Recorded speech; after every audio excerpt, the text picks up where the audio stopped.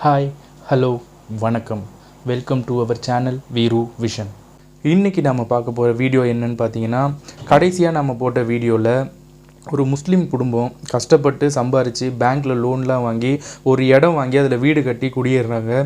அந்த வீட்டில் ஜின் இருந்து அவங்கள மிகப்பெரிய ஒரு பயங்கரத்துலேயும் கொடுமையும் படுத்த ஆரம்பிக்குது. இதனால் இவங்க வாழ்க்கையில் என்ன மாதிரி விளைவுகள் ஏற்படுதுன்றதை ஃபஸ்ட்டு பார்ட்டில் பாதி கதையை பார்த்தோம். இது பார்ட் 2. மீதி கதையை இந்த வீடியோவில் கண்டினியூ பண்ணுவோம். ஃபஸ்ட்டு வீடியோ பார்க்காதவங்க இந்த வீடியோ டிஸ்கிரிப்ஷனில் லிங்க் கொடுத்துருக்கேன்.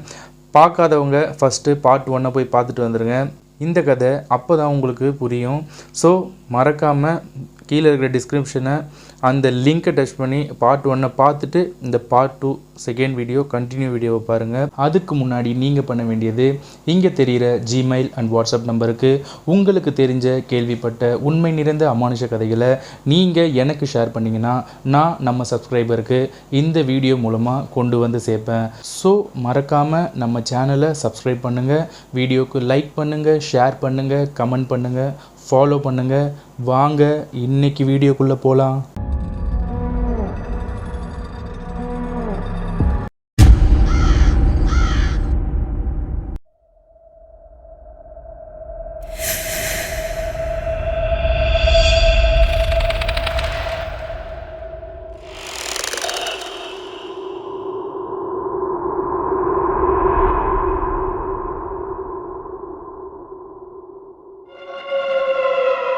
ஃபாத்திமாவை பார்க்குறாங்க. பார்த்து அடுத்த செகண்டே ஃபாத்திமா ஒரு மாதிரி முணங்க ஆரம்பிக்கிறாங்க, ஒரு மாதிரி அனத்த ஆரம்பிக்கிறாங்க, உரும்ப ஆரம்பிக்கிறாங்க. இத்தனையும் ஒரு மனுஷியால் எப்படி ஒரே டைமில் பண்ண முடியும் அப்படின்னு அப்துல், ரிஸ்வான், ஃபௌசியெல்லாம் ஷாக் ஆகுறாங்க. அந்த நேரத்தில் இமாமை பார்த்து அந்த ஃபாத்திமா என்ன சொல்கிறாங்கன்னா, நீ வந்துட்டா இந்த வீட்டையும் இந்த இடத்தையும் இங்கே இருக்கிறவங்களையும் நீ காப்பாற்றிடுவியா? இது என்னோட இடம், நான் தான் இங்கே இருப்பேன். என்னை மீறி யாராவது இந்த இடத்துல இருக்கணும்னு ஆசைப்பட்டீங்கன்னா அத்தனை பேரையும் கொல்லுவேன் அப்படின்னு சொல்லி பயங்கரமாக ஒரு மாதிரி சிரிக்குது. கீழே படுத்து உருள ஆரம்பிக்கிறாங்க அந்த ஃபாத்திமான்ற நபர். இமாம் என்ன சொல்கிறான்னா, பயப்படாதீங்க, விலகி போங்க அப்படின்னு சொல்லிட்டு அவர் ஒரு துவா மாதிரி பண்ணுறாரு. துவானா ஒன்றும் இல்லை, ப்ரேயர் தான். முஸ்லீம்ஸில் அப்படி சொல்லுவாங்க, துவா பண்ணுறதுன்னு சொல்லுவாங்க. அந்த துவாவை அந்த ஃபாத்திமான்ற அவங்க கழுத்துக்கிட்ட கையை வச்சு இந்த இடத்துல கையை வச்சு அழுத்தி சொல்கிறாரு. ஒரு துவா பண்ண உடனே ஃபாத்திமா வந்து பயங்கரமாக அப்படியே தலையை பயங்கர வேகமாக ஆட்டுறாங்க. அவ்வளோ வேகமாக ஆட்டின ஃபாத்திமா என்ன பண்ணுறாங்கன்னா, ஒரு கட்டத்தில் மயங்கி சுருண்டு விழுறாங்க. இமாம் என்ன பண்ணுறாருன்னா, ஒரு கையில் ஒரு தண்ணி எடுத்துகிட்டு அப்படியே நம்ம ஃபாத்திமாவோட தலையில் தெளிக்கிறாரு. தெளிச்சுட்டு நெத்தியில் கையை வைக்கிறாரு. இப்படி இந்த 5 விரல் பதிகிற மாதிரி இப்படி கையை வச்சு திரும்பியும் ஏதோ அந்த வசனங்களை சொல்கிறாரு. வசனங்களை சொன்ன அடுத்த செகண்ட் ஃபாத்திமா பயங்கரமாக வாந்தி எடுக்க ஆரம்பிக்கிறாங்க. முடியாக எடுக்கிறாங்க, கொத்தாக முடியாக எடுக்கிறாங்க. சில கறி துண்டுகளும் அதில் வந்ததாக குறிப்பிடப்படுது. இந்த வாந்தியை அவங்க எடுக்க ஓரளவுக்கு நார்மல் ஆகிற மாதிரி தான் தெரியுது. ஆனால் சடனாக அவங்களுக்கு வயிறு வலி அதிகமாகுது. வயிற்றை பிடிச்சிக்கிட்டு ஐயோ அம்மான்னு கத்துறாங்க. இதெல்லாம் இந்த கொடுமைகளெல்லாம் பார்த்து அந்த குடும்பத்தில் ரொம்பவே பயந்தும் போகிறாங்க, ரொம்ப கஷ்டத்தில் நொந்து போகிறாங்க. இமாம் அவர் அந்த தலைவர்கிட்ட கேட்குறாங்க, ஐயா எப்படியாவது எங்களை காப்பாற்றுங்க, இந்த வீட்டையும் எங்கள் குடும்பத்தையும் எப்படியாவது காப்பாற்றுங்க அப்படின்னு சொல்லி நம்ம ரிஸ்வானும் அப்துல்லும் பயங்கரமாக கெஞ்சி கேட்குறாங்க அந்த இமாம்ன்ற தலைவர்கிட்ட. இமாம் என்ன சொல்கிறாருன்னா, அந்த சாம்பிராணி தூபம் போடுறவரை பார்த்து மசூதிக்கு போ, அங்கே 3 துவா பண்ணுறவங்க இருப்பாங்க அப்படின்னு ஒரு குறிப்பிட்ட 3 பேரை சொல்கிறாங்க. அவங்க 3 பேரையும் உடனே வர சொல்லு இந்த வீட்டுக்கு இப்போவே அப்படின்னு சொல்லிட்டு 3 பேரையும் கூப்பிட சாம்பிராணி தூபம் போடுற இருக்கார்ல, அவர் போயிட்டு அவங்க 3 பேரையும் சொன்ன மாதிரியே கூப்பிட்டு வந்துடுறாரு. கூட்டிகிட்டு வந்து அந்த வீட்டில் வரும்போதே அந்த 3 பேர்கிட்ட யாரோ ஒருத்தர்கிட்ட சொல்லியிருக்காரு, இந்த மாதிரி எங்கே இந்த துவா பண்ணுறோம், இந்த மாதிரி தீய சக்தியை ஓட்ட இந்த மாதிரி ஒரு விஷயம் பண்ணுறோன்னா ஒரு பெரிய மிரர் எடுத்துகிட்டு போவாங்களாம். அங்கே அந்த மசூதியில் அந்த மாதிரி ஒரு பெரிய மிரரோட அந்த 3 பேரும் அந்த வீட்டுக்குள்ளே நுழையிறாங்க. அந்த மிரரை வச்சுட்டு அந்த மிரர் பக்கத்தில் குரானை வச்சு அந்த இமாம் அப்புறம் அந்த 3 பேர் துவா பண்ண வந்தாங்களே, இவங்க 4 பேருமே சேர்ந்து ஒரு துவா பண்ணுறாங்க. அந்த துவா பண்ணும்போது அந்த வீட்டில் பயங்கரமான ஒரு அலறல் சத்தம் கேட்குது, பயங்கர அலறல் சத்தம். ஆனால் இந்த 4 பேரும் அந்த துவா பண்ணுறதை நிறுத்தலை. சடனாக அந்த கண்ணாடிக்குள்ளே ஒரு கருப்பாக ஒரு காற்று மாதிரி தான் இருக்குது, அந்த காற்று மாதிரி தான் இருக்குது. அதுக்கு உருவம்லாம் கிடையாது, அந்த மாதிரி உருவம்லாம் அந்த கண்ணாடியில் தென்படலை. கருப்பு காற்று, ஒரு அனல் காற்று கருப்பாக அப்படியே நெளிஞ்சிக்கிட்டே இருந்தால் எப்படி இருக்கும், அந்த மாதிரி ஒரு காற்றோட உருவத்தில் தான் அந்த ஜின்னு வந்து காட்சி அளிக்குது நம்ம இந்த துவா பண்ணுறவங்க முன்னாடி. இவங்க 4 பேரும் பயங்கர துவா அந்த ப்ரேயரை பண்ணிக்கிட்டே இருக்காங்க. பண்ணிக்கிட்டே இருக்கும்போது என்ன ஆகுதுன்னா, அந்த ஆப்போசிட்டில் இருக்கிற ஜின், நிறுத்துங்க, உங்களுக்கு என்ன வேணும், நான் தான் சொல்லிட்டேனே ஆல்ரெடி, உன்கிட்ட சொன்னனே அப்படின்னு சொல்லி இமாமை கை காட்டி, இது என்னோட இடம், நான் போக முடியாது, உன்னால் முடிஞ்சதை பார்த்துக்கோ அப்படின்னு சொல்லி இமாம் கிட்ட திருப்பி அந்த விஷயத்த சொல்லுது. இமாம் கேட்குற ஒரே விஷயம், நீ யார் என்னன்னு ஃபஸ்ட்டு சொல்லு அப்படின்னு சொல்லி அவரோட அந்த ப்ரேயரை கண்டினியூ பண்ணுறாரு. அந்த நேரத்தில் அந்த ப்ரேயரோட பவர், அந்த வார்த்தைகளையும் அந்த ப்ரேயரோட பவரையும் சமாளிக்க முடியாத அந்த ஜின் என்ன பண்ணுதுன்னா, நான் இந்த இடத்துல 100 வருஷத்துக்கு முன்னாடி ஒரு மந்திர வரைபடம், அதாவது ஒரு மந்திர வரைபடம் போட்டு அது மூலமாக ஒரு சில கட்டுகளை போட்டு இந்த ஜின்னை அடக்கி இவங்க வாங்கினாங்க பார்த்தீங்களா, இந்த இடத்துல தான் அடைச்சி வைக்கப்பட்டிருக்கு. ஏன் உன்னை அடைச்சாங்க அப்படின்னு அவர் கேட்குறாரு. அதுக்கு அந்த ஜின் என்ன பதில் சொல்லுதுன்னா, நான் ஒருத்தங்கிட்ட அடிமையாக இருந்தேன், அவன் எனக்கு தேவையானதை செஞ்சு கொடுத்துட்டு அவனுக்கு தேவையானதை வாங்க ஆரம்பித்தான். ஒரு கட்டத்தில் அவனுக்கு தேவையானது எல்லாமே நிறைய கிடைக்க எனக்கு தேவையான விஷயங்களை கம்மி பண்ண ஆரம்பித்தான். ஒரு கட்டத்தில் எனக்கு கோபம் அதிகமாகி அவங்க குடும்பத்தில் இருக்கிற எல்லாரையும் நானே கொன்னேன், ரத்த வெறி பிடிச்ச ஜின்ன ஆனேன். அதுக்கப்புறம் இவனையும் கொல்லணும்னு ஒரு பிளானை போட்டேன். அதுக்குள்ளே இவன் ஒரு சில மந்திர வரைபடங்களை உருவாக்கி பல துவா பண்ணுறவங்கள கொண்டு வந்து என்னை வந்து இந்த மந்திர கட்டுக்குள்ளே அடைச்சி இந்த இடத்துல புதைச்சி வச்சுட்டு போயிட்டான். சுமார் 100 வருஷத்துக்கு முன்னாடியிலேருந்து நான் இங்கே தான் இருக்கேன். இந்த இடத்துலேருந்து என்னை வெளிக்கொண்டு வந்தது இந்த குடும்பமும் இந்த இடத்த வாங்கின இந்த குடும்பம் மட்டும்தான். இந்த குடும்பத்தை நான் சும்மா விட மாட்டேன், அதே சமயத்தில் இந்த இடத்த நான் யாருக்கும் விட்டும் கொடுக்க மாட்டேன் அப்படின்னு சொல்லி அந்த ஜின் பயங்கர ஆக்ரோஷமாக சொல்லுது. அதுக்கப்புறம் அந்த இமாம், அந்த தலைவர் என்ன கேட்குறாருன்னா, உன்னை கட்டி போட்ட எந்த மந்திரம், அது என்ன வரைபடம், அது எனக்கு இந்த கண்ணாடி மூலமாக காமி அப்படின்னு சொல்லி பயங்கரமாக அந்த துவா அந்த ப்ரேயரை பண்ணிக்கிட்டே இருக்காரு. ஒரு கட்டத்தில் அந்த ப்ரேயரையும் மீறி அந்த கண்ணாடியிலேருந்து அந்த ஜின் எஸ்கேப் ஆகி போயிடுது. இமாமுக்கு ஒன்றும் புரியல. என்ன சொல்கிறாருன்னா, இந்த மந்திரத்தையும், அதாவது அந்த மந்திரத்தை கூட விடுங்க, அந்த மந்திர வரைபடம்னு சொல்கிறாங்களே, அந்த வரைபடம் இருந்தால் மட்டும்தான் இந்த ஜின்னை அந்த கட்டுப்பாட்டுக்குள்ளே கொண்டு வர முடியும். இல்லைனா இந்த ஜின்னை இந்த வீட்டில் இருந்தும் இல்லை, இது எங்கே இருந்தும் இதை துரத்த முடியாது. இதோட பவர் அதிகமாகிட்டே தான் இருக்கும். இது எப்போ அந்த கட்டுப்பாட்டிலேருந்து வெளியே வந்துச்சோ அப்போவே இதோட சக்தி பல மடங்கு ஆகிட்ருக்கும். அதனால தான் எங்களுக்கு இந்த துவாவிலேருந்தே இது எஸ்கேப் ஆகி இந்த கண்ணாடிலேருந்து போயிடுச்சு. இப்போ அதோட வாயாலேயே சொன்னால் மட்டும்தான் நம்மளுக்கு தெரியும் அதோட அந்த வரைபடம் என்னன்னு அப்படின்னு சொல்லி ஒரு பெரிய குண்டு தூக்கி ரிஸ்வானோட குடும்பத்துக்கிட்ட சொல்கிறாரு. இந்த விஷயத்தை கேட்ட உடனே என்ன பண்ணுறது, இதை எப்படி நம்ம கண்டுபிடிக்கிறதுன்னு சொன்ன உடனே நம்ம இமாம் அந்த தலைவர் என்ன சொல்கிறாருன்னா, நாளைக்கு நைட்டு இந்த வீட்டில் மிகப்பெரிய ஒரு சடங்கு இருக்குது. அந்த சடங்குக்கு ரிஸ்வானை பார்த்து சொல்கிறாரு, அந்த சடங்குக்கு சில மாட்டு எலும்புகளும் ஆட்டு எலும்புகளும் இது எல்லாமே தேவைப்படுது, அதை ரெடி பண்ணி மட்டும் வச்சுக்கோ, அதுக்கப்புறம் நடக்க வேண்டியதை நான் சொல்கிறேன். நாளைக்கு நைட்டு 7 மணிக்கு இந்த வீட்டில் ப்ரேயர் நடக்கும் அப்படின்னு சொல்லிட்டு அந்த இடத்துலேருந்து கேலி பண்ணுறாரு. அந்த இடத்த கேலி பண்ணும்போது என்ன விஷயம் சொல்கிறாருன்னா, ஃபாத்திமா அப்புறம் நம்ம எல்லாருமே, அந்த குடும்பத்தில் இருக்கிற எல்லாருமே இந்த வீட்டில் நீங்கள் இருக்க வேணாம், எல்லாருமே அங்கே வந்து இருங்க, மசூதியில் வந்து இருங்க அப்படின்னு சொல்லி ஒரு கட்டளையும் போடுறாரு. அதே மாதிரி அந்த ஃபாத்திமாவுக்கு புனித தண்ணீர்லாம் தெளித்து அவங்களையும் அந்த வீட்டில் இருந்து கிளப்பி மசூதிக்கு போய் சென்றடைகிறாங்க. அடுத்த நாள் இரவு 7 மணி ஆகுது. அவங்க சொன்ன மாதிரியே ரிஸ்வான் மாட்டு எலும்புகள் ஆட்டு எலும்பு இது எல்லாத்தையும் வாங்கி ரெடியாக வச்சுருக்காரு. அன்னைக்கு கொண்டு வந்து அதே மாதிரி பெரிய கண்ணாடி, அந்த 3 துவா பண்ணுறவங்க ப்ளஸ் இமாம், அப்புறம் அந்த சாம்பிராணி தூபம் போடுறவர் ரிஸ்வான் அப்துல், இவங்க எல்லாருமே அந்த வீட்டை நோக்கி போகிறாங்க. கரெக்டாக மணி 7 ஆகுது. ரிஸ்வானும் அந்த துவா பண்ணுற ஒருத்தரும் 2 பேரையும் மட்டும் இமாம் என்ன சொல்கிறாருன்னா, உள்ளே போய் அந்த ஜின்னு இன்னும் அங்கே தான் இருக்கா, தைரியமாக அங்கே தான் இருக்கா, அதோட ஏதாவது நடமாட்டங்கள் தெரியுதான்னு சொல்லி உள்ளே போய் பார்த்துட்டு வாங்க, எந்த காரணத்தை கொண்டும் ப்ரேயர் பண்ணுறதை நிறுத்தாத, இந்த குரானை கையிலேருந்து கீழே மட்டும் போட்டுறாதுன்னு சொல்லி துவா பண்ணுறவருக்கும் ரிஸ்வான்கிட்டையும் அட்வைஸ் பண்ணி உள்ளே அனுப்புகிறாரு. உள்ளே போகிறவங்க நான் மெழுகுவத்தி ஏற்றிட்டு ஃபுல்லாக தேடி பார்க்குறாங்க. வீடு ஃபுல்லாக சாமான்கள், பாத்திரங்கள், கண்ணாடிகள், பல துணிகள் எல்லாமே கிழிக்கப்பட்டு உடைக்கப்பட்டு சிதறி கிடக்குது. இதை பார்த்து அதிர்ந்து போகிறான் ரிஸ்வான். பக்கத்தில் இருக்க அந்த துவா பண்ணுறவர் என்ன சொல்கிறாருன்னா, பயப்படாதீங்க, அல்லாஹ் இருக்கார், தைரியமாக இருங்க அப்படின்னு சொல்லி உள்ளே கண்டினியூஸாக நடந்து போகிறாங்க. ஹாலில் இருந்து பெட்ரூம் போகிறாங்க, பெட்ரூம்லேருந்து இன்னொரு பெட்ரூம் போகிறாங்க. அவங்க வீடே அவ்வளோதான். ஆனால் ரிஸ்வான் பார்க்கும்போது கிச்சனில், அதாவது ஹால்லேருந்து கிச்சனுக்குள்ளே யாரோ போன மாதிரி கால் தடம், அதுவும் ஈரமாக இருக்கிற மாதிரி ஒரு தடத்தை பார்த்துறாரு. அந்த துவா பண்ணுறவரை கூப்பிட்டு மெழுகுவத்தியை கீழே காமிச்சு, ஐயா இந்த சைடு யாரும் உள்ளே போயிருக்காங்க, இப்போ தான் போயிருக்காங்க ஐயா, ஈரமாக இருக்குது கால் தடம் அப்படின்னு சொல்கிறாரு. உடனே அந்த துவா பண்ணுறாரு, கொஞ்சம் பின்னாடி வா, நம்ம இப்போவே வெளியே போயிட்டு இமாம் கிட்ட ஒரு விஷயத்த சொல்லணும், அதுவும் ஜின்னு இங்கே இருக்குன்றதை சொல்லணும் அப்படின்ட்டு ரொம்ப ஆணித்தனமாக ரிஸ்வான் கிட்ட சொல்கிறாரு. எப்படி சொல்கிறீங்க அப்படின்னு சொன்னோடனே, நீ பார்த்தல ஒரு கால் தடம், அது ஹால்லேருந்து கிச்சனுக்கு போனதில்லை, கிச்சன்லேருந்து ஹாலுக்கு இப்போது நம்ம இருக்கிற இடத்துக்கு வந்திருக்கு அந்த ஜின் அப்படின்னு சொல்லி ஒரு பெரிய குண்டு தூக்கி போகிறாரு.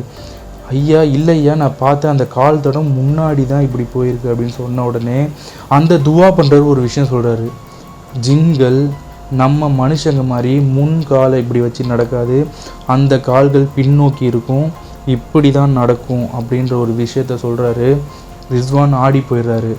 எக்காரணத்து கொண்டும் எந்த வாய்ஸ் உனக்கு தெரிஞ்ச வாய்ஸில் கூப்பிட்டா மாதிரி இருந்தாலும் நீ திரும்பி பார்க்காத, நம்ம முதல்ல இந்த ஹாலோட கதவை திறந்துட்டு வெளியே போய் இமாம் கிட்ட சொல்லலாம், நான் ப்ரேயர் பண்ணிகிட்டே இருக்கேன், நீ எனக்கு முன்னாடி போ, எந்த காரணத்தை கொண்டு திரும்பாத அப்படின்னு சொல்லி அந்த துவா பண்ணுறவர் சொல்கிறாரு. ரிஸ்வானும் பயத்தோட அப்படியே அந்த ஹாலோட கதவை நோக்கி பொறுமையாக நடந்து போகிறாங்க.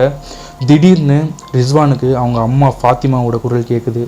எங்கேப்பா போகிற, என்னையும் வெளியே கூப்பிட்டு போப்பா அப்படின்னு சொல்லி ஒரு வாய்ஸ் கேட்குது.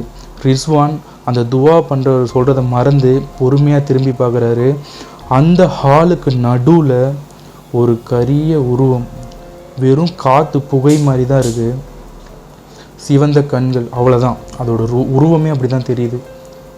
ரிஸ்வான் ஆடி போயிடுறாரு, கை கால்லாம் சிலிர்த்து போயிடுது அவருக்கு. இப்படிலாம் ஒரு விஷயம் நடக்குமா நம்ம வாழ்க்கையில் அப்படின்னு அவருக்குள்ளே மனசுக்குள்ளேயே நிறைய தோண ஆரம்பிக்குது. அந்த துவா பண்ணுறவங்க திரும்பாத அப்படின்னு சொல்லி அவர் முதுகில் கையை வச்சு திருப்பி பொறுமையாக தள்ளிட்டு போய் ஹால் கதவையும் திறந்து வெளியே போயிட்டு இமாம் கிட்ட சொல்லிடுறாரு. ஆமாங்க உள்ளே இருக்குது, அது நம்மளுக்கு பயப்படலை, ரொம்ப வீட்டை அலங்கோலம் பண்ணி வச்சுருக்கு, நம்ம உள்ளே போகலாம், ப்ரேயரை ஸ்டார்ட் பண்ணுவோம் அப்படின்னு சொல்லிட்டு உள்ளே போகிறாங்க. அந்த கண்ணாடியை வைக்கிறாங்க, குரானை வைக்கிறாங்க, அந்த கண்ணாடியை சுற்றி மெழுகுவத்தி ஏற்றுறாங்க. எல்லாத்தையும் ரெடி பண்ணி வச்சுட்டு அப்துல், அப்புறம் ரிஸ்வான், அந்த சாம்பிராணி தூபம் போடுறவர், இந்த 3 துவா பண்ணுறவங்க, இமாம், மொத்த பேரும் அந்த கண்ணாடியை சுற்றி முட்டி போட்டு நிற்கிறாங்க. நம்ம இப்போ பண்ண போகிறது ருக்வா துவா அப்படின்ற ஒரு துவா தான். இந்த துவா எதுக்கு பண்ணுறாங்கன்னா, பெரிய தீய சக்திகளை அடக்கிறதுக்கும், பிளாக் மேஜிக், இந்த மாதிரி ஜின்கள், சக்தி வாய்ந்த ஜின்கள் அடக்கிறதுக்கும், இல்லை அதோட கட்டுப்பாட்டிலேருந்து நம்மளுக்கு தேவையானதை கண்டுபிடிக்கிறதுக்கும் எடுக்கிறதுக்கும் இந்த ருக்வா துவான்றது பயன்படுது. இந்த ருக்வா துவாவை பயன்படுத்தி தான் நாம் அந்த ஜின்கிட்டேருந்து அந்த மந்திர வரைபடங்களை கண்டுபிடிக்க போகிறோம். அதுவும் கூடிய சீக்கிரத்தில், அதாவது கூடிய சீக்கிரன்றதை நான் தப்பாக சொல்லிட்டேன், மிக விரைவில், கொஞ்ச நேரத்துலேயே நம்ம கண்டுபிடிச்சி ஆகணும் அப்படின்ற கட்டத்தில் தான் இந்த துவாவை நம்ம ஆரம்பிக்கிறோம். இந்த துவா பண்ணும்போது பல இடையூறுகள் நம்மளுக்கு ஏற்படும். எதுக்குமே பயப்படாதீங்க, அல்லாவை நினச்சி மட்டும் இந்த ருக்வா துவாவை பண்ணுங்கள், கண்டிப்பாக நம்மளுக்கு தேவையானது கிடைக்கும்னு சொல்லி அவங்க அந்த குரானை ஓப்பன் பண்ணிவிட்டு அந்த ருக்வா துவா அப்படின்ற அந்த சடங்கில் இறங்க ஆரம்பிக்கிறாங்க. அத்தனை பேரும் மெழுகுவத்தி ஏற்றி அந்த கண்ணாடி முன்னாடி இவங்க இந்த ருக்வா துவாவை ஆரம்பித்த உடனே ஏகப்பட்ட இடையூறுகள், பின்னாடி வந்து பயமுறுத்துறதும், முன்னாடி காற்று வேகமாக அடிக்கிறதும், என்னென்னமோ பண்ணி பார்க்குது அந்த ஜின். இவங்களை அசைக்க முடியல, அல்லாவோட அந்த ப்ரேயரை இதால் கண்ட்ரோல் பண்ண முடியல. ஒரு வழியாக அந்த ருக்வா துவா மூலமாக அந்த ஜின்னை அந்த கண்ணாடிக்குள்ளே திரும்பியும் கொண்டு வராங்க. கொண்டு வந்தது இந்த தடவை இமாம் அவரோட கண்ணுக்கு மட்டும்தான் தெரியுது, வேறு யார் கண்ணுக்கும் தெரியல. ஒரு கட்டத்தில் கிட்டத்தட்ட 1 மணி நேரம் 2 மணி நேரத்துக்கு மேலே இந்த ப்ராசஸ் போகுது. இந்த ப்ராசஸ் எல்லாம் முடியறதுக்கு இரவு 11-11:30 மேலே ஆகிடுது. 12 மணிக்கு அந்த கண்ணாடியை தூக்கி போட்டு வெளியே உடைக்க சொல்கிறாரு இமாம். அந்த கண்ணாடியை உடைச்சிட்டு ரிஸ்வான் உள்ளே வராரு. ஏன் ஐயா அது தலைவர், அதாவது இமாம், எதுக்கு இப்படி பண்ண சொன்னீங்க, என்ன ஆச்சு, என்ன அந்த வரைபடம் நம்மளுக்கு தெரிஞ்சுதா அப்படின்னு சொல்லி இமாம் கிட்டே கேட்குறாரு ரிஸ்வான். இமாம் அப்போ ஒரு வார்த்தையை சொல்கிறாரு, அந்த வரைபடம் என்னன்னு எனக்கு தெரிஞ்சிடுச்சு, இனிமேல் நம்ம அந்த ஜின்னை ஈஸியாக அடக்கலாம். அதுக்கு சில மந்திரங்கள் செய்யணும். மந்திரங்கள்னால் ஒரு ப்ரேயர், குரானில் இப்போ எப்படி நம்ம ஹிந்துஸில் பண்ணுறோம், கிறிஸ்டியன்ஸில் பண்ணுறோம், அப்புறம் இவங்க இஸ்லாமில் அவங்களுக்குன்னு ஒரு இது இருக்குது. அந்த மாதிரி அந்த வரைபடம் மூலமாக இந்த ஜின்னை அடக்கிடலான்னு ஒரு மிகப்பெரிய நல்ல விஷயத்தை ரிஸ்வான் கிட்ட சொல்கிறாரு. ஆனால் அதுக்கு முன்னாடி நம்ம இமாம் வந்து ஒரு முக்கியமான அந்த ஜின்களை பற்றி ஒரு பாயிண்ட்டும் நம்ம ரிஸ்வான் கிட்ட சொல்லியிருக்காரு. இந்த ஜின்கள் ரொம்ப ரொம்ப சக்தி வாய்ந்தது. இந்த ஜின்களில் நல்ல ஜின்களும் இருக்குது, கெட்ட ஜின்களும் இருக்குது, அதீத சக்தி வாய்ந்த ஜின்களும் இருக்குது. அந்த மாதிரி ஜின் தான் உன்னோட வீட்டில் இருக்குது. இன்னும் கேட்டேன்னா இந்த ஜின் வந்து புகை இல்லாத நெருப்பில் வந்ததுன்னு நம்மளோட குறிப்பில் நம்மளோட மூதாதையர்கள் மூலமாக நம்மளுக்கு தெரியப்படுத்தி இதுதான் கட்டம், இப்படி தான் நம்ம கட்டமைப்பு பண்ணி கொண்டு வந்திருக்கோம். மனுஷங்கள்னா மணல்லேருந்து வந்ததாகவும், ஜின்கள் புகையில்லா நெருப்பில் வந்ததாகவும், அப்புறம் இந்த ஏஞ்சல்ஸ்லாம் லைட்லேருந்து வந்ததாகவும் இப்படின்னு ஒரு நடைமுறை இருக்குது. இது மாதிரி தான் இந்த ஜின்னும் வந்திருக்கு. ஆனால் இது மிகப்பெரிய சக்தி வாய்ந்த ஜின்னாக இருக்குது. இந்த இடத்துல நீங்கள் இந்த ஜின்னை திரும்பவும் கட்டுப்படுத்த முடியும். ஆனால் இந்த வீட்டில் நீங்கள் வாழ முடியுமான்றது மிகப்பெரிய கேள்விக்குறி தான். இதை நம்ம அப்புறமா பேசிக்கலாம். முதல்ல நான் அந்த ஜின் மூலமாக எனக்கு கிடைச்ச வரைபடத்தை நான் ஒரு இதில் வரையணும். அதுக்கு எனக்கு சில காகிதமும் துணிகளும் அந்த நான் ரெடி பண்ண சொன்ன மாட்டு எலும்பும் ஆட்டு எலும்பும் இது எல்லாத்தையும் எடுத்துகிட்டு வாங்க அப்படின்னு சொல்லி அந்த இமாம் கண்டுபிடிச்ச அந்த மந்திர வரைபடத்தை வரைஞ்சி அதை சுற்றி எலும்புகளும் வைக்கப்படுது. உங்களுக்காக அந்த மந்திர வரைபடத்தை நான் இப்போ இங்கே காமிக்கிறேன், பாருங்கள்.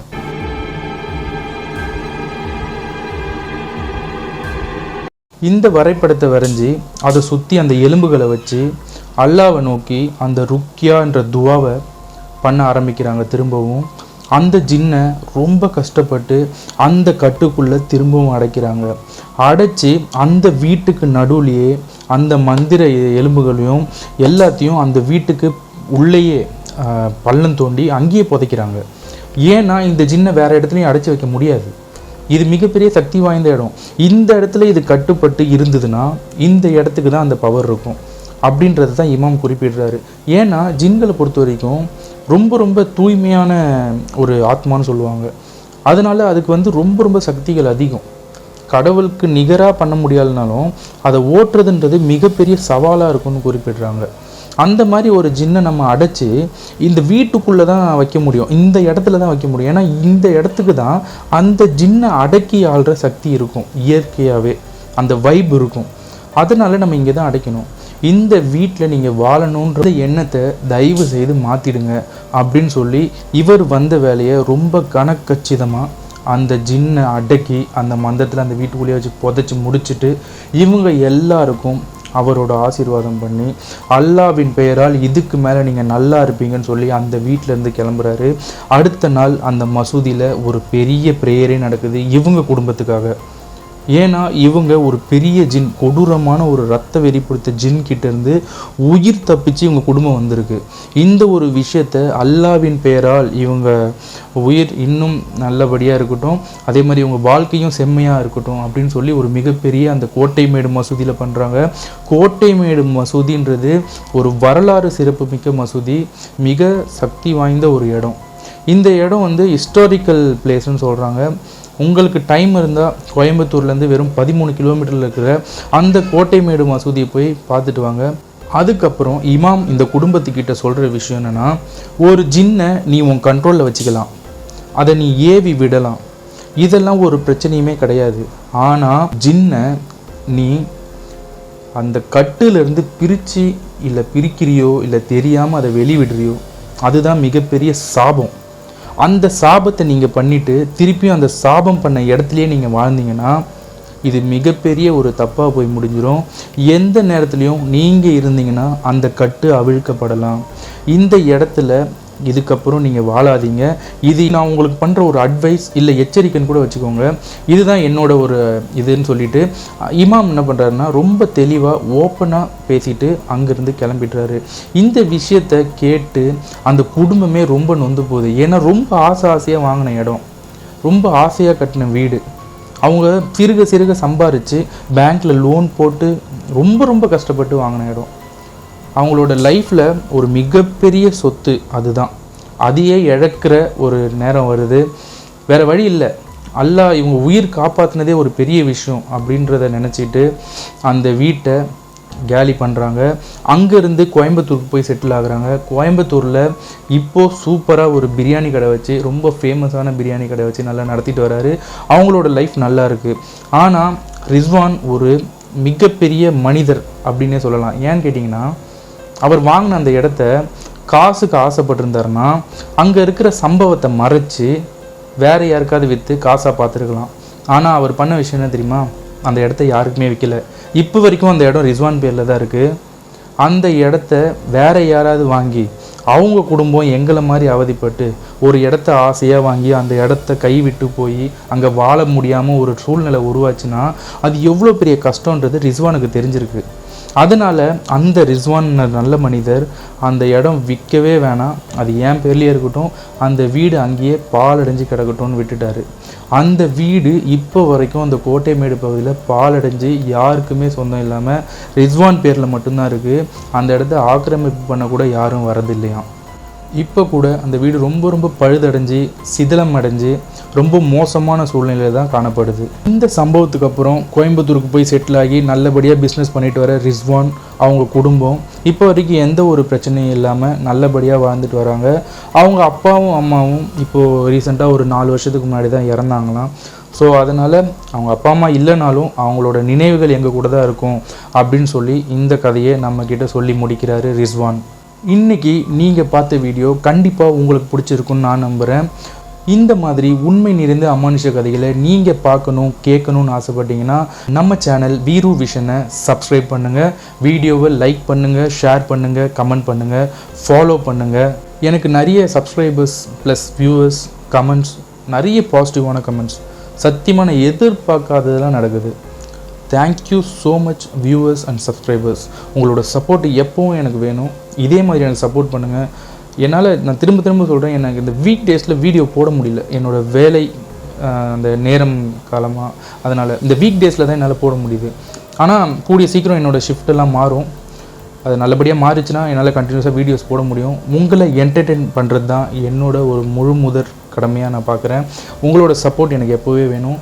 Thank you so much. ஸோ நாளைக்கு இதே மாதிரி இன்னொரு வீடியோவில் பார்க்கலாம்.